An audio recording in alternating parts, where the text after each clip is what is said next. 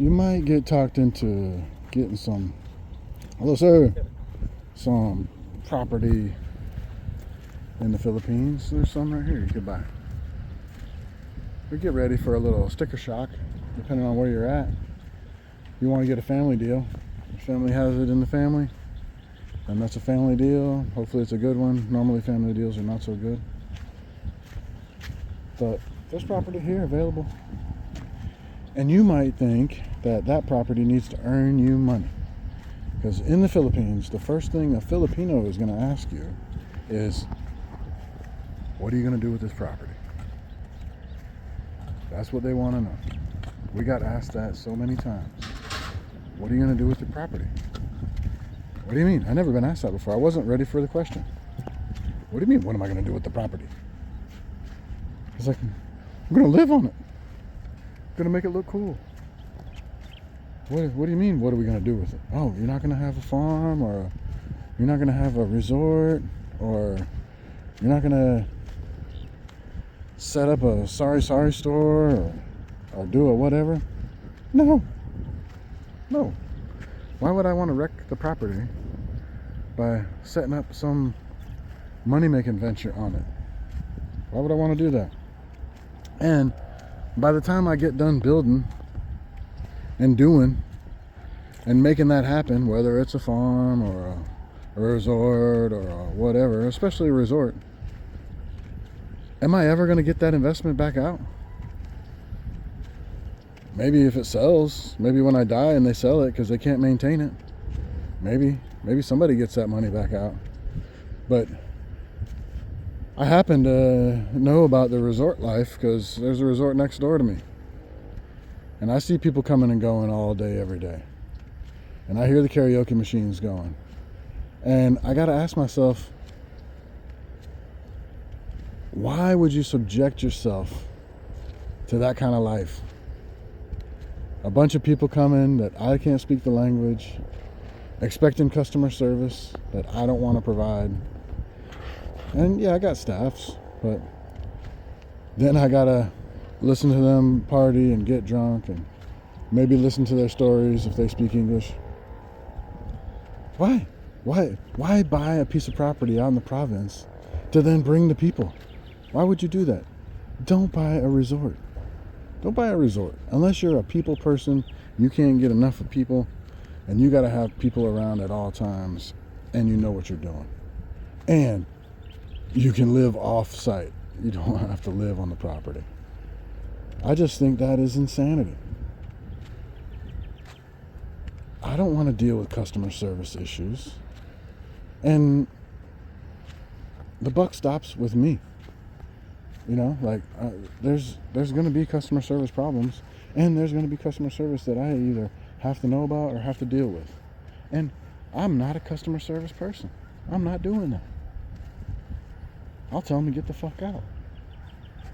But you're a slave to your customers if you're running any kind of business out of your property, especially a resort. And maybe the resort business is good. If you spend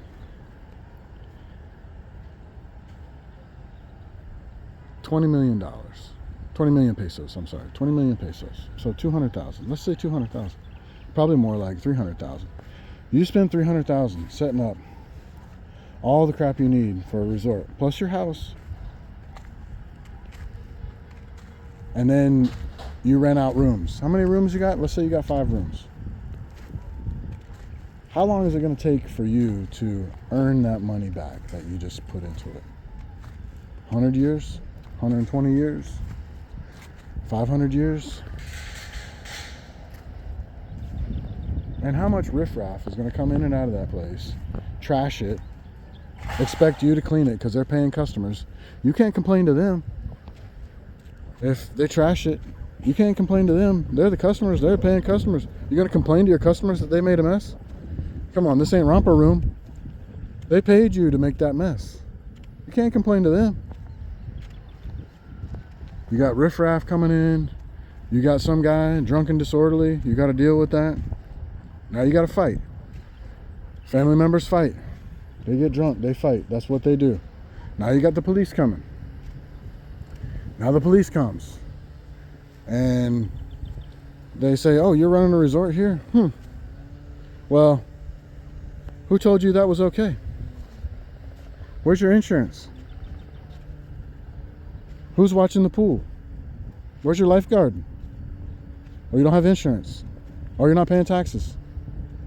Or you don't have a lifeguard? Oh, God forbid you have a kid drown in your pool. How's that going to make you feel? How's that resort working out for you? Don't buy a resort. It's tempting. They're on Facebook Marketplace. Turnkey resorts. Why is it for sale? Somebody died probably and they can't maintain it. Or something happened. They can't pay to insure it. They can't pay the taxes. Taxman's going to get his no matter what. Keep that in mind. You set up shop in another country, you are the first person that's going to get screwed. And you invite people to your establishment, you invite people to your home, what's going to happen? Well, maybe they bring a bolo, which is a machete. Maybe they bring a gun. Maybe they handle their disputes in a fashion that you're not expecting or accustomed to. Buck stops with you. You got to break it up. You got to call the police. You got to hide in the corner.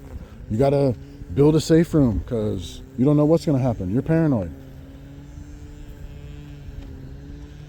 You just invited riffraff to your home. Would you invite those people to your home if you were back in your own country? Hell no. Hell no. You're not running a resort in America. You're out of your goddamn mind. My peace, my humble abode is my humble abode and my peace, my sanctuary. I'm not inviting a riffraff in America to my home. You're out of your damn mind. Why are you going to do it in another country where you don't speak the language? You can't handle the disputes that might come up in this country.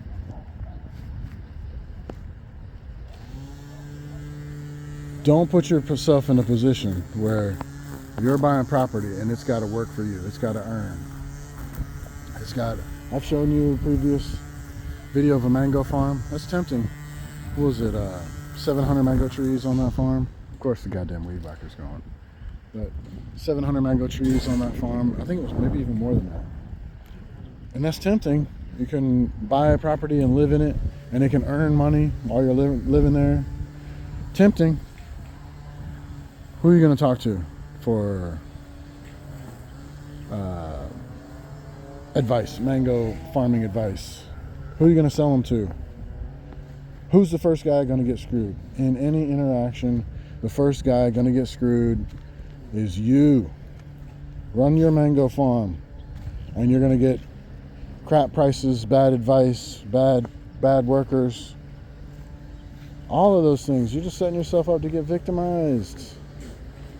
Buy a property in the Philippines. Take that risk. Trust your Filipina. And don't do nothing with it. Enjoy it. Enjoy it. Don't invite freaking riffraff over to shit in your pool, piss in your pool, piss in your bathroom, clean up after, puke in the bed, insert anything undesirable that can happen and will happen when you get parties together, drinking together, food together, all of the above. Don't be in that business.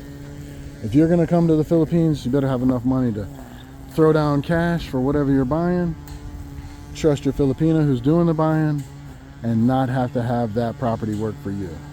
Just don't do it. Don't do it. All right, y'all. And if mama wants to set up a business, sure. The Filipinos love having a business. They don't know nothing about business. They didn't learn anything having to do with business in business school. None of them know anything about business. And they want to set up a bullshit sorry store business. Sure, set that up. Watch it for a year. Make them do their books and their accounting and watch it lose money. And then you can point out the fact that you're not doing that anymore. You're not funding a losing proposition. Either she figures out how to make money with that and buy her own supplies and not need you to supplement it and avoid theft from family members just going in there and stealing whatever they want for their dinner. If she can't manage that, shut it down. That's not your problem. Not your problem. I got plenty of buddies with wives that are trying to run businesses, including sorry stores. And whether they make it or don't, it's up to them. And I guarantee you they're going back to the well, going back to the money machine, going back to the ATM.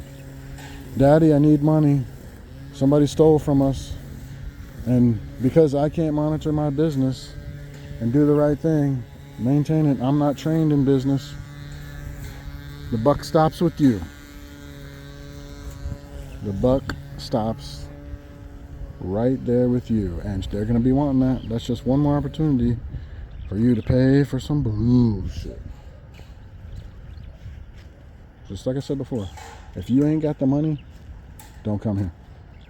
Don't do this. I'm not saying I'm God's gift of money, but I can maintain this. Keep it simple. See ya.